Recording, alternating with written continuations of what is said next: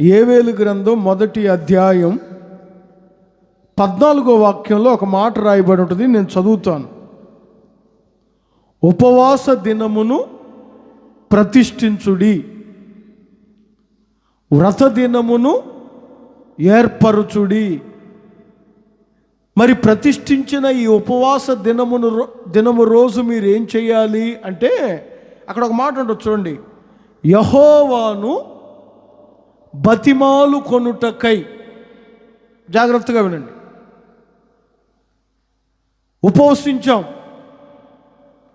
ఉపవసించి ప్రార్థన చేయుచున్న మనం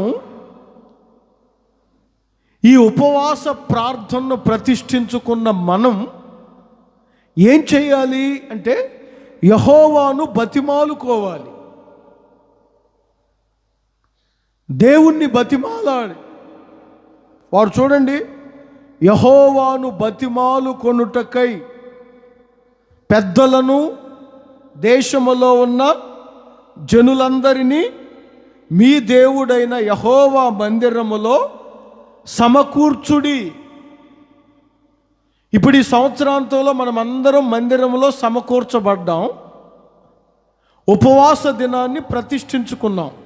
మరి ఏం చేయాలి? లీటర్లు పాలు తాగి పడుకోవాలి. అయ్యో నేను ఉపవాసం ఉన్నాను, కాళ్ళు చేతులు పట్టేశాయి, ఇక అయిపోయింది నా పని అని నిద్రపోవాలి. అది కాదు. ఉపవాస దినాన్ని ప్రతిష్ఠించిన మీరు ఈ ఉపవాస దినము రోజు యెహోవాను బతిమాలుకోవాలి. అందరు చెప్పండి ఆమేన్. బతిమాలుకోవాలి. బతిమాలుకోవడం అంటే ప్రాధేయపడడం. మరొక మాటలో చెప్పాలంటే వేడుకోవడం. చిన్నపిల్లలు ఉన్నారు, తల్లిదండ్రులను ఎంత బతిమాలుతారో చూడండి. వారికి ఏదైనా అవసరమైందనుకోండి, వారికి ఏదైనా వస్తువో డబ్బులో లేకపోతే వారికి నచ్చినది ఏదైనా కావాలనుకోండి, తల్లిదండ్రులు ఎంత బతిమాలుతుంటారు. ఉపవాస దినాన్ని ప్రతిష్ఠించిన నీవు ఈరోజు యెహోవాను నువ్వు బతిమాలు కొనగలిగితే, అదే ప్రవక్త అంటారు. అందరూ సమకూర్చబడ్డారు మందిరంలో, మీరందరూ ఉపవాసం ఉన్నారు. ఇప్పుడు మీరు ఏం చేయాలంటే, నిద్రపోకుండా సోమరిపోతులుగా ఉండకుండా, అర్థమవుతుందా, మీరు మీ దేవుణ్ణి బతిమాలుకోవాలి. మనుషులను బతిమాలుకుంటే ప్రయోజనం ఏమీ లేదు.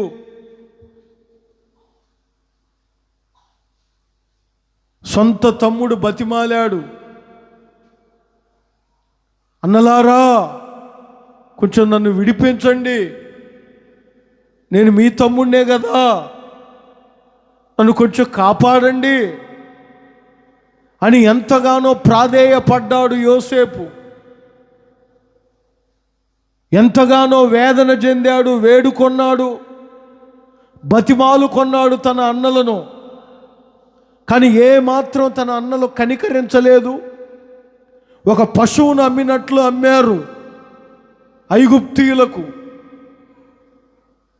అన్నలారా ఎంత వేదన చెంది ప్రాధేయపడ్డారు.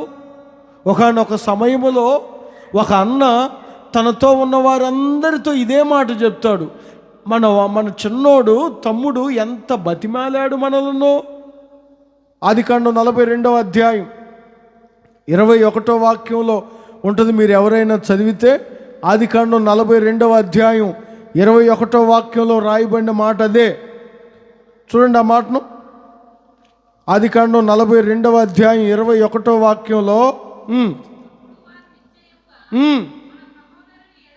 మన సహోదరుని ఎడల అపరాధమునకు శిక్ష పొందుచున్నాము, అతడు మనల్ని ఎంత బతిమాలుకొన్నాడు, మనం వినలేదు కదా. సొంత కుటుంబమే వినకపోతే నీ చుట్టూ ఉన్నవారు ఎలా వింటారు? నీ చుట్టూ ఉన్న నీ స్నేహితులైనా, నీ రక్త సంబంధికులైనా, నువ్వు ప్రాధేయపడినా, నువ్వు వేడుకొన్నా ఎలా వింటారు? కానీ ఈరోజు యేసయ్య అంటున్నారు, నీవు దేవుణ్ణి బతిమాలుకొంటే, దేవుణ్ణి బతిమాలుకోమని ప్రవక్త చెప్పుచున్నాడు. యోవేలు ప్రవక్త పెద్దలను అందరూ కుటుంబస్తులందరిని మందిరంలో సమకూర్చండి, ఉపవాస దినాన్ని ప్రతిష్ఠించుడి అని చెప్పాడు. మరి ఏం చేయాలి? ఉపవాస దినాన్ని ప్రతిష్ఠించుకొని ఉపవాసం ఉండి దేవుణ్ణి మీరు బతిమాలుకోవాలి. మనుషులను బతిమాలుకుంటే ప్రయోజనం లేదు. సొంత కుటుంబంలో ఉన్న తమ్ముడే అన్నలను బతిమాలుకుంటే కనీసం వారు కనికరించలేరు. యెహోవాను బతిమాలుకొన్నప్పుడు 2 విషయాలు చెప్తాను, జాగ్రత్తగా వినండి. యోబు గ్రంథం 33వ అధ్యాయం, పరిశుద్ధ గ్రంథములో యోబు గ్రంథం 33వ అధ్యాయం 26వ వాక్యమును చదివినప్పుడు అక్కడ రాయబడిన మాట ఒక మాట ఉంటుంది చూడండి. యోబు గ్రంథం 33వ అధ్యాయం 26వ వాక్యంలో, వాడు దేవుణ్ణి బతిమాలుకొనిన ఎడల ఆయన వానిని కటాక్షించును. ఈ సంవత్సరాంతపు ఉపవాస ప్రార్థనలలో ఉపవసించి ప్రతిష్ఠించుకొని దేవుణ్ణి బతిమాలు కొనుచున్న మీ జీవితాలను దేవుడు కటాక్షించబోతున్నాడు. కొంచెం గట్టిగా చెప్పండి. దేవుని కటాక్షం, దేవుని కరుణ మీరు చూడబోతున్నారు. Praise the lord. మీరు బతిమాలుకోండి. ఏమని మీరు బతిమాలుకోవాలో చెప్తాను, జాగ్రత్తగా వినండి. ఒక వ్యక్తి ఎవరు దేవుణ్ణి బతిమాలుకుంటారో, మరొక మాటలో చెప్పాలంటే ప్రాధేయపడతారో, వేడుకుంటారో ఆయన వారిని కటాక్షించును, దయ చూపిస్తాడు. కటాక్షించును అనే మాటకు మరొక అర్థం కరుణిస్తాడు. ప్రియమైన దైవ జనాంగమా, నిన్నెవ్వరూ కరుణించకపోవచ్చు, కటాక్షించకపోవచ్చు, నీ మీద దయ చూపించకపోవచ్చు. దేవుణ్ణి బతిమాలు కొనుచున్న నీ జీవితములో దేవుని కటాక్షము కలగబోతుంది. దేవుని కటాక్షము కలగబోతుంది. ఒక రాజు వయసులో ఉన్నప్పుడు మూర్ఖంగా ప్రవర్తించారు, ఇష్టానుసారంగా నడిచాడు. వయసు ఉంది కదా, నేను ఏది చేసినా చెల్లుతుంది, ఏది చేసినా నన్ను అడిగేవారు లేరు అని ఇష్టం వచ్చినట్లు ప్రవర్తించారు. ఒక రాజు. రోజులన్నీ ఒకలాగుండవు, గుర్తుపెట్టుకోండి. రోజులన్నీ ఒకలాగుండవు. పెద్దవాళ్ళు అంటుంటారు కదా, బండ్లు ఓడలు అవుతాయి, ఓడలు రోజులన్నీ ఒకలాగుండవు. ఒకరోజు ఏం జరిగిందంటే, శత్రువుల చేతికి చిక్కాడు. అప్పటి వరకు తన చుట్టూ ఉన్న వారందరూ ఎప్పుడైతే ఇతను శత్రువుల చేతికి చిక్కాడో వెంటనే దూరం అయిపోయారు. డబ్బు ఉన్నప్పుడు, ఆస్తి ఉన్నప్పుడు, మన చుట్టూ కొంచెం ఒక అధికారం ఉన్నప్పుడు మన చుట్టూ 10 మంది ఉన్నారు. ఎప్పుడైతే అది దూరం అయిందో వెంటనే అందరూ తన్ను విడిచిపెట్టి వెళ్ళిపోయారు. శత్రువుల చేతికి చిక్కాడు. శత్రువులు ఎప్పటి నుంచో పగబెట్టుకొని ఉన్నారు కదా, పిచ్చి కుక్కను కొట్టినట్టు కొట్టారు. కొట్టిన వాళ్ళు కొడితే బాగుండేది, చీకటి గదిలో పడేశారు. ఏ దిక్కు దోచడం లేదు, ఎవరిని బతిమాలు కొన్నా కనికరించలేదు.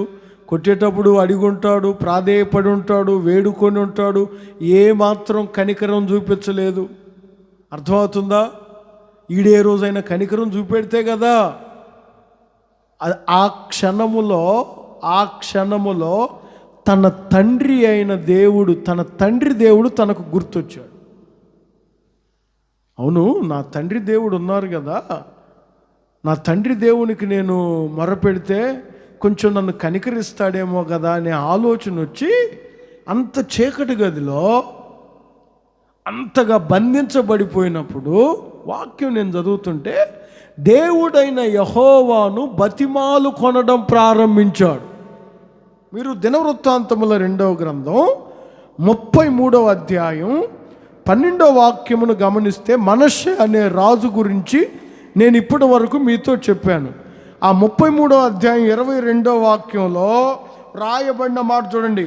అతడు శ్రమలో ఉన్నప్పుడు తన దేవుడైన యెహోవాను బతిమాలుకొని,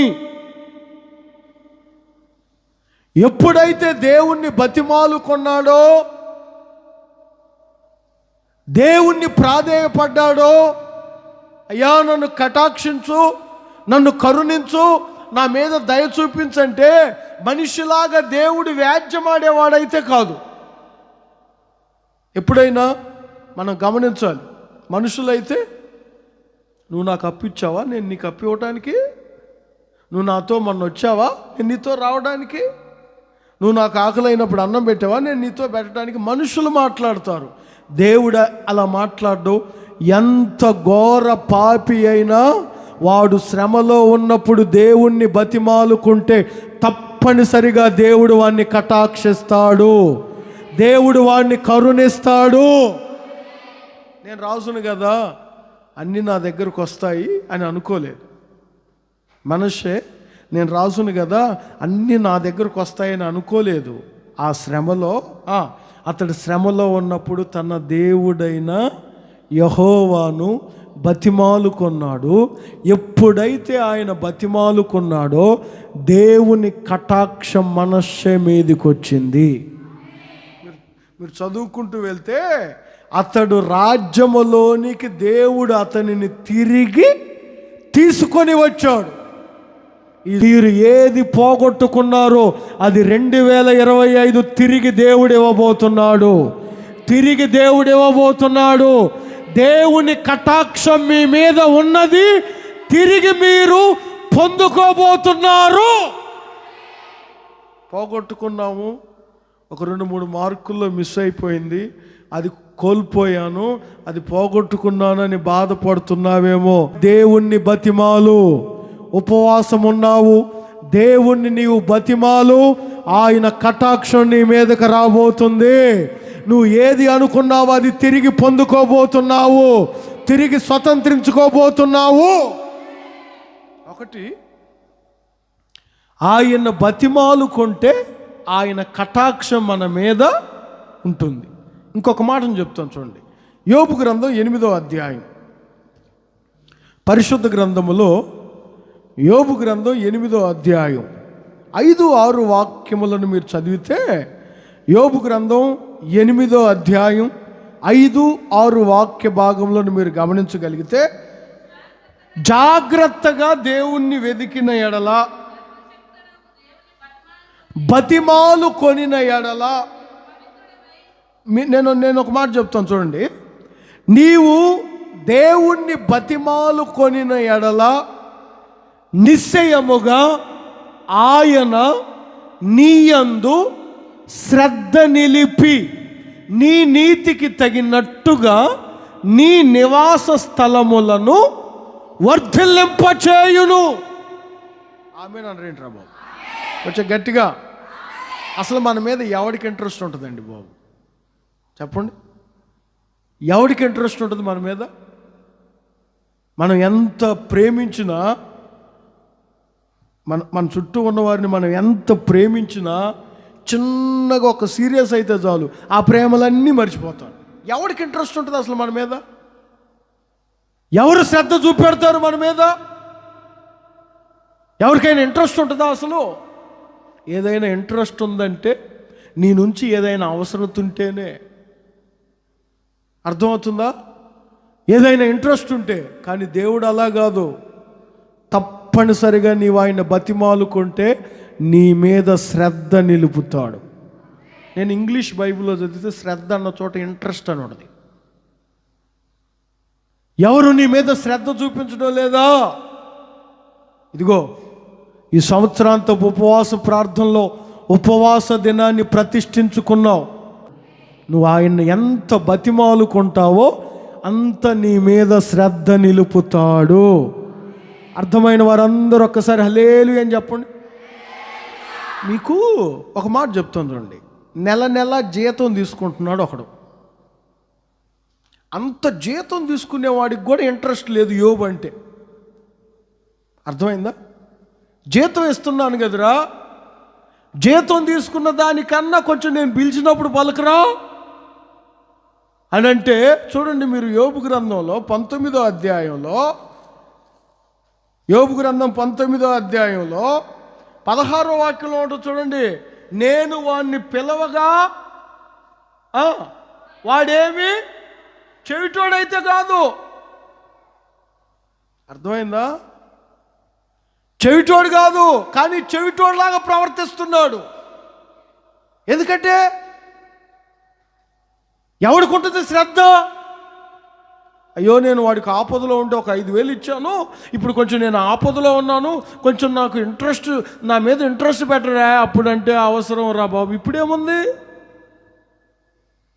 లోకములో ఎవరు నీ మీద శ్రద్ధ చూపించలేరు యేసయ్య తప్ప.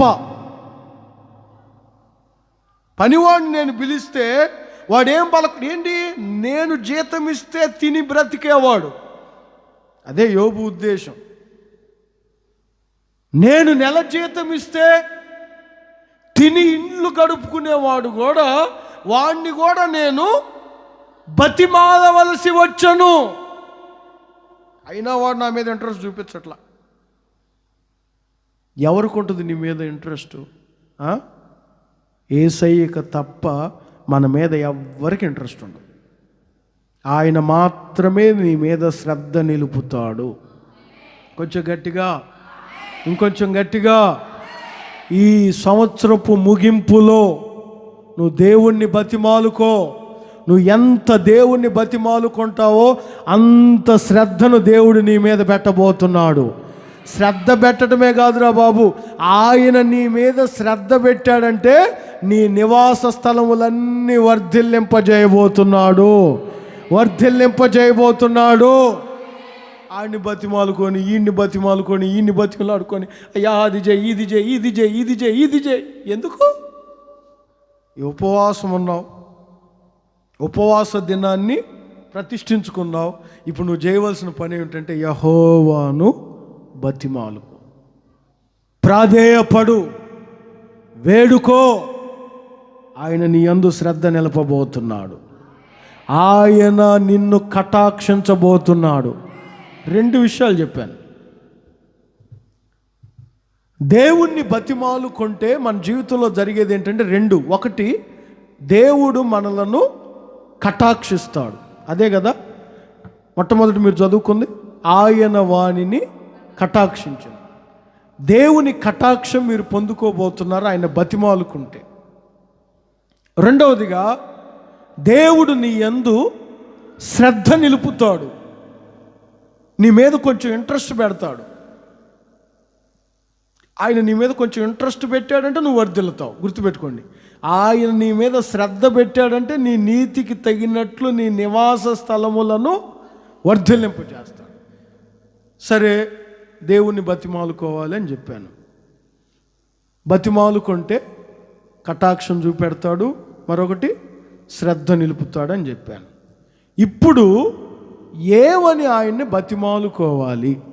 3 విషయాలు చెప్తాను, జాగ్రత్తగా ఉండండి. 3 విషయాలు చెప్తాను. ఏమని మీరు ఆయన్ను బతిమాలుకోవాలి? వాక్యాన్ని చూడండి. మొట్టమొదటిగా లూకా సువార్తమానం 8వ అధ్యాయం.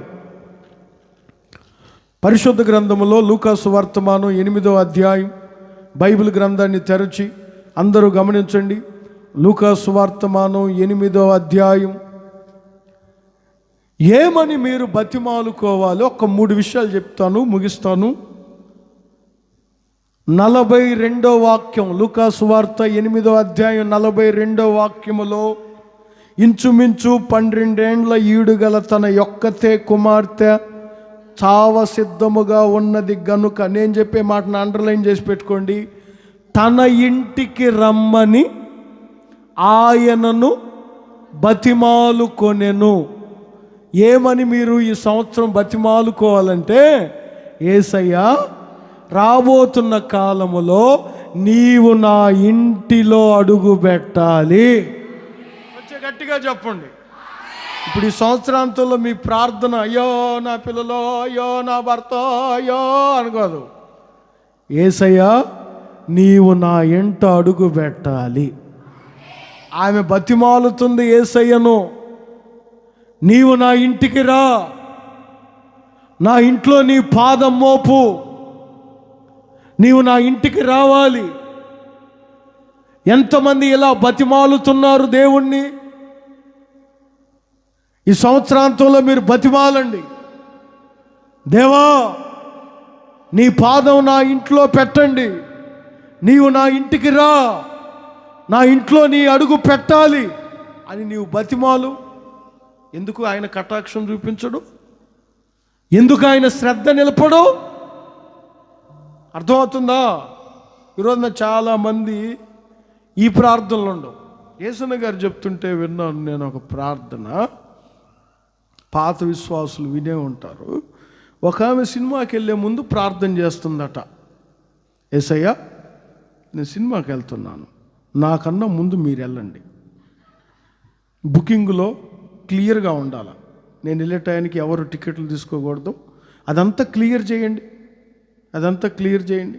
నేను చక్కగా సినిమా చూసి వచ్చేంతసేపు నా ఇంటి చుట్టూ మీరు కాపాడండి. ఇంకా నేను గిన్నెలు కూడా దోమని చెప్పలా.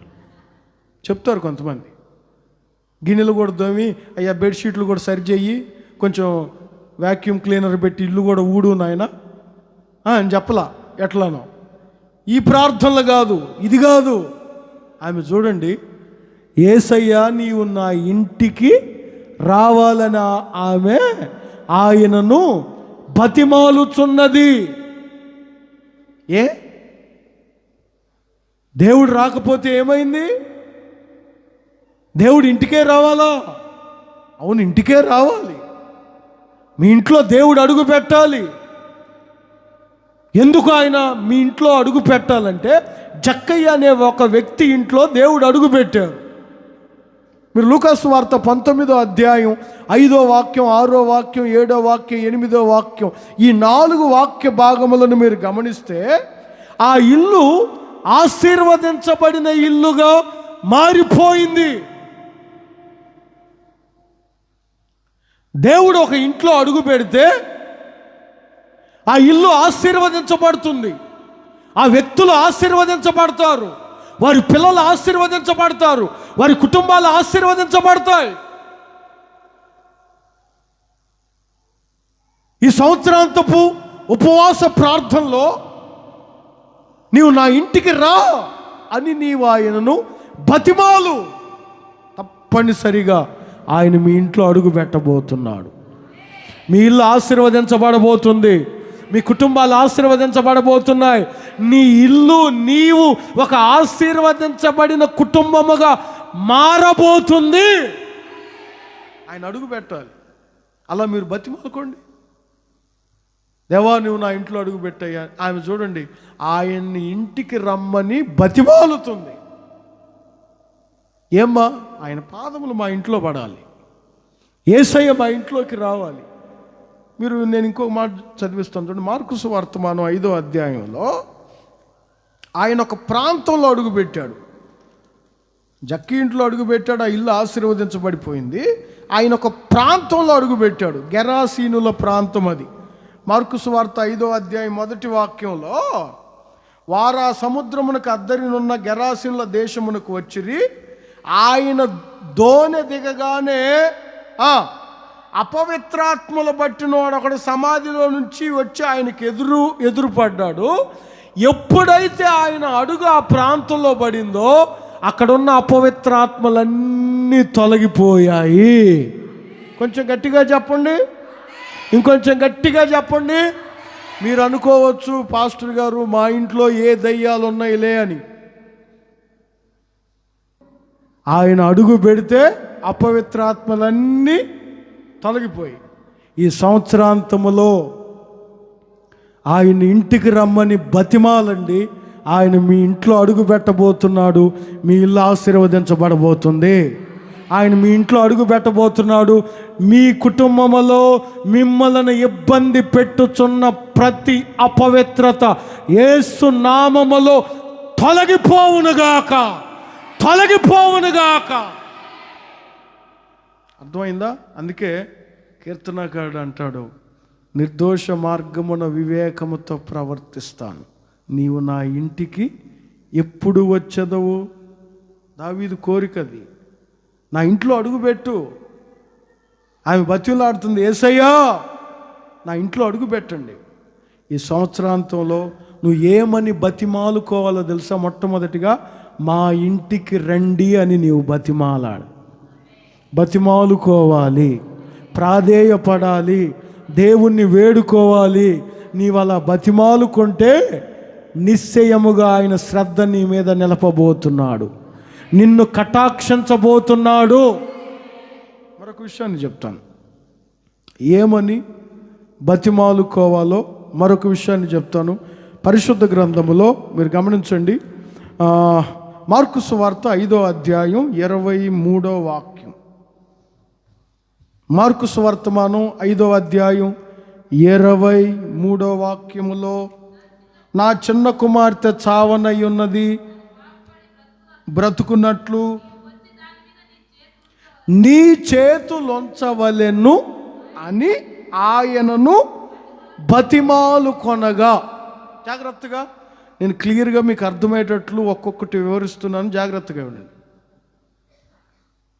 బతిమాలు కొన్నప్పుడు కటాక్షిస్తాడు, నీ యందు శ్రద్ధ నిలుపుతాడు. ఏమని బతిమాలుకోవాలంటే మొదటిగా చెప్పాను, నీవు మా ఇంటికి రమ్మని బతిమాలుకోవాలి దేవుణ్ణి. రెండవదిగా, ఈ సంవత్సరాంతములో నీ చేతులు మా మీద ఉంచమని బతిమాలుకోవాలి. కొంచెం గట్టిగా. ఎంతమంది దేవుణ్ణి ప్రాధేయపడుతున్నారు? అయ్యా నాకు ఉద్యోగమి, నా వ్యాపారం జరిగించు, నాకు వ్యాపారం జరిగించు, నాకు ఒక కొడుకు కావాలి. ఇవి కాదు, అవి దేవుడు తీరుస్తారు. నువ్వు ఏమని బతిమాలుకోవాలంటే, యేసయ్యా నీ చేతులు మా మీద ఉంచు. నిన్ను త్రొక్కే చేతులు కాదు దేవుని చేతులు, నిన్ను బాధ పెట్టే చేతులు కాదు దేవుని చేతులు, నిన్ను మోసం చేసే చేతులు కాదు దేవుని చేతులు. దేవుని చేతులు మోసం చేసే చేతులు కాదు, దేవుని చేతులు నిన్ను అన్యాయం చేసే చేతులు కాదు. దేవుని చేతులు రాబోతున్న సంవత్సరం అంతా మీ మీద పెట్టబడాలి, మన మీద పెట్టబడాలి. ఎందుకు? 119వ కీర్తన 73వ వాక్యాన్ని చూడండి. 119వ కీర్తన 73వ వాక్యంలో దేవుని చేతులు మనకు ఒక రూపును ఏర్పరుస్తాయి. 119వ కీర్తన 73, నీ చేతులు నన్ను నిర్మించి, ఈరోజు నేనైనా మీరైనా ఇంత అందంగా దేవుని సన్నిధిలో కూర్చున్నామంటే దేవుని చేతులు మన మీద పెట్టబడ్డాయి. కొంచెం గట్టిగా చెప్పండి. లేకపోతే మనకన్నా ఘనమైన వారు, మనకైనా గొప్పవారు, మనకన్నా గొప్ప స్థితిలో ఉన్నవారు ఎంతమంది లేరండి? ఒకప్పుడు ఈ మాటలు చెప్పుచున్న నాకు ఒక రూపము లేదు, కానీ ఈ రోజున ఒక రూపం నాకు కలిగి, ఈ రోజున ఇలా నేను మీతో దేవుని మాటలు చెప్పుచున్నానంటే దేవుని చేతులే నాకు రూపాన్ని నేర్పించాయి, నాకు ఒక రూపాన్ని కలుగజేశాయి. ఈరోజు నేను ఇంత రూపముగా, ఇంత చక్కగా దేవుని సన్నిధిలో ఇలా నిలవబడ్డానంటే నాకు ఒకరు రూపాన్ని ఇచ్చారు. ఆయన చేతులే నన్ను నిర్మించి నాకు రూపాన్ని ఏర్పరిచాయి. దేవుని చేతుల్లో మీకు ఒక రూపాన్ని ఏర్పరచబోతున్నాయి, మిమ్మల్ని నిర్మించబోతున్నాయి. మన జీవితాలు ఒక్కసారి ఆలోచించుకుంటే, పందుల రూపముతో పందుల పొట్ల మధ్యలో తిరిగి బ్రతికిన వాళ్ళమే కదా. మరి ఈ రోజున ఇంత అందమైన రూపముతో దేవుని సన్నిధిలో ఇలా నిలవబడ్డామంటే ఆయన చేతులే మనలను నిర్మించి మనకొక రూపాన్ని ఏర్పరిచాయి. కొంచెం గట్టిగా ఈ రోజున అట్టి చేతులు రాబోతున్న 2025 సంవత్సరం అంతా మీ మీద పెట్టబడునుగాక, మీ మీద పెట్టబడునుగాక. ఒక మంచి రూపవతులుగా మీరు మార్చబడుదురుగాక. సంఘం ఒక రూపవతిగా మార్చబడునుగాక. ఆయన చేతులను చూసి ఆశ్చర్యపోయారు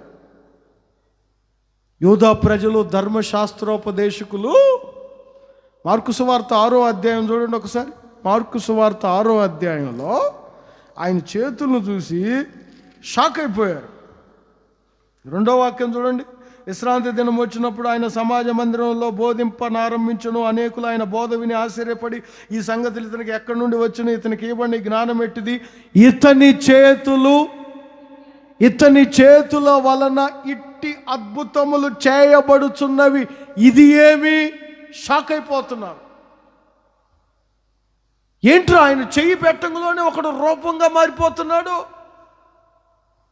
ఇంత అద్భుతమా? పందుల వెంబడి తిరిగేవాడు, అక్కడెక్కడో వల్ల విసురుకుంటూ చేపలు పట్టుకునేవాడు, ఆయన చెయ్యి పెట్టాడు, ఇంత అద్భుతంగా మారిపోయాడేంటి?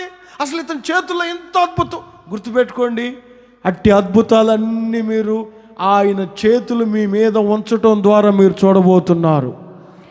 ఈరోజు రాత్రి మీరు చేసుకోవాల్సిన ప్రార్థన ఏంటంటే, నీ చేతులు మా మీద ఉంచు యేసయ్యా, నీ చేతులు మా పిల్లల మీద ఉంచు, నీ చేతులు మా కుటుంబం మీద ఉంచు, నీ చేతులు మా సంఘం మీద ఉంచు, నీ చేతులు మా మీద ఉంచని దేవుణ్ణి నీవు బతిమాలుకోవాలి. Praise the lord. మనం బలహీనులు. ఎందుకు నేను ఈ మాట అన్నానంటే, మనకిష్టం వచ్చినట్లు ఉండాలని చూస్తుంటాం. అర్థమవుతుందా? మనకిష్టం వచ్చినట్లు. ఎప్పుడైతే ఒక కుమ్మరి మట్టిని తీసుకొని తన చేతులతో కొండను నిర్మించడానికి తన చేతులను ఆ మట్టి మీద పెట్టి ఎంత చక్కగా నిర్మిస్తాడో అర్థమవుతుందా? ఇర్మియా ప్రవచన గ్రంథంలో 18వ అధ్యాయం మొదటి 4 వాక్యాల్లో ఇవే మాటలు ఉంటాయి. తన చేతులలోనికి తీసుకొని తనకు యుక్తమైనట్టు, తనకు నచ్చినట్లు, తనకిష్టమైనట్లు, ఆ మాట ఉంటుంది చూడండి.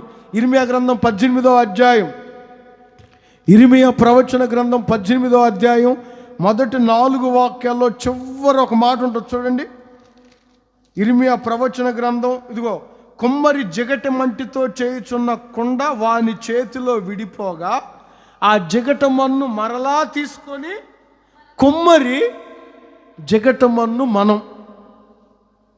మనం బలహీనలో కొంచెం ట్రాక్ తప్పుతూ ఉంటాం. కొంతమంది చూడండి వాళ్ళని ఎవ్వరూ ఏమి అనవసరం లేదు, ఉన్నట్టుండి మంచోళ్ళు అయిపోతారు, ఉన్నట్టుండి చెడ్డోళ్ళు అయిపోతుంటారు. ఏం జరిగిందో ఎవరికి తెలియదు. అర్థమవుతుందా?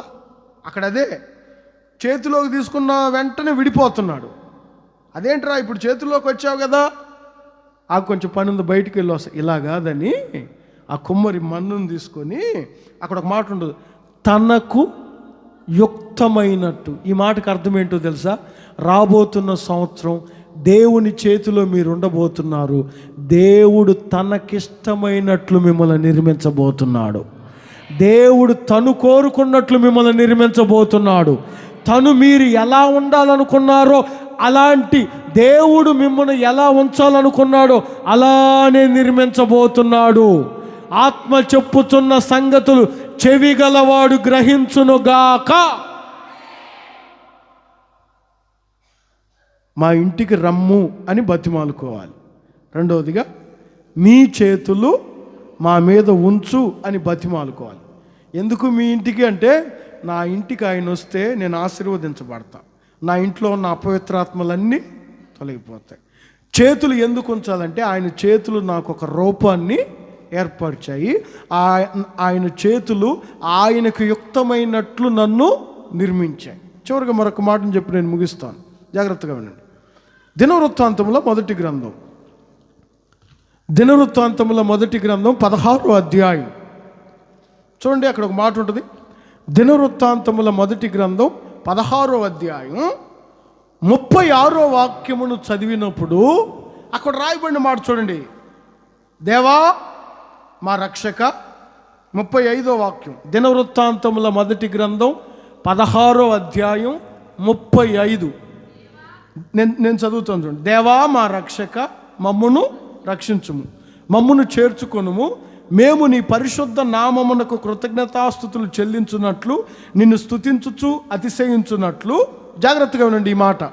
అన్యజనుల వశములో నుండి మమ్మును విడిపింపుము అని ఆయనను బతిమాలుకొనుడి. అర్థమవుతుందా? అన్యజనుల వశములో నుంచి మమ్మును విడిపింపమని ఆయనను బతిమాలుకొనుడి. ఇంటికి రమ్మని బతిమాలాడు, చేతులు మీ మీద ఉంచమని బతిమాలుకొన్నారు. ఈ సంవత్సరాంతంలో మీరు చేయవలసిన ఇంకొకటి, మీరు ప్రాధేయపడి వేడుకొనవలసిన ఇంకొక సంగతి ఏమిటంటే, దేవా అన్యజనుల వశములో నుంచి మమ్మును విడిపించు. అర్థమవుతుందా? ఈ మాట కొంచెం జాగ్రత్తగా వినండి. రక్షణ పొందాను కానీ, మారు మనసు పొందాను కానీ, బాప్తిస్మం పొందాను కానీ, ప్రభు బల్లారాధన తీసుకుంటున్నాను కానీ, సహవాసంలో అంటుకట్టబడ్డాను కానీ, ఇంకా నాలో అన్యజనుల ఆచారాలు ఉన్నాయి. నా వల్ల కావడం లేదు. వాటి నుంచి నేను విడిపింపబడలేకపోతున్నాను. ఈ సంవత్సరాంతంలో బతిమాలుకో. వారి పద్ధతులు నీలో ఉన్నాయి, వారి కట్టుబాట్లు నీలో ఉన్నాయి. అర్థమవుతుందా? అన్యజనుల ఆచారాలు ఇక మీదట నీలో కనబడకుండా ఉండునుగాక. అందరు చెప్పండి ఆమేనని కొంచెం గట్టిగా. అసలు అన్ని జనులు ఎలా నడుచుకుంటారు అని ఎఫెసీయులకు రాసిన పత్రిక 4వ అధ్యాయం, ఎఫెసీయులకు రాసిన పత్రిక 4వ అధ్యాయం 17వ వాక్యాన్ని చదివితే అక్కడ అన్యజనుల నడక ఎలా ఉంటుందో అక్కడ క్లుప్తంగా పౌలు గారు చెప్తారు. చూడండి, ఎఫెసీయులకు రాసిన పత్రిక 4వ అధ్యాయం 17వ వాక్యంలో, కాబట్టి అన్యజనులు నడుచుకొనున్నట్లు మీరిక మీదట నడుచుకొనక. ఎలా నడుస్తారా బాబు వారు అని పౌలు గారిని అడిగితే పౌలు గారు చెప్తారు. చూడండి, వారైతే 18వ వాక్యంలో, వారైతే మనస్సు అంధకారం అయిపోతుంది. ఒకటి, అన్ని జనుల మనసు ఎలా ఉంటుంది? అంధకారం. మనస్సు ఉండదు, వారి మనస్సు అంధకారం. తండ్రిని కొడతాడు, తల్లిని కొడతారు, కడుపును పుట్టిన పిల్లల్ని కొడతారు. ఆ మనస్సు అంధకారం అయిపోయింది. మరి దేవుని బిడ్డలు వారు నడుచుకున్నట్లు నడుచుకుంటే ఎలా? బతిమాలుకోండి, నాలో అన్యజనుల వశము నుంచి నన్ను విడిపించని బతిమాలు. వారు ఎలా ఉంటారు? అంధకారమైన మనసు, తమ హృదయ కాఠిన్యము వలన, తమలో ఉన్న అజ్ఞానము చేత దేవుని వలన కలుగు జీవములో నుంచి వేరుపరచబడిన వారై తమ మనస్సుకు కలిగిన వ్యర్థతను, కొంతమంది ఉంటారు హృదయ కాఠిన్యం. ఈ సంవత్సరాంతంలో నీ హృదయాన్ని తేలిక చేసుకో. ఎందుకంటే దేవుడు నీ యందు శ్రద్ధ నిలపాలని ఆసక్తి చూపెడుతున్నాడు.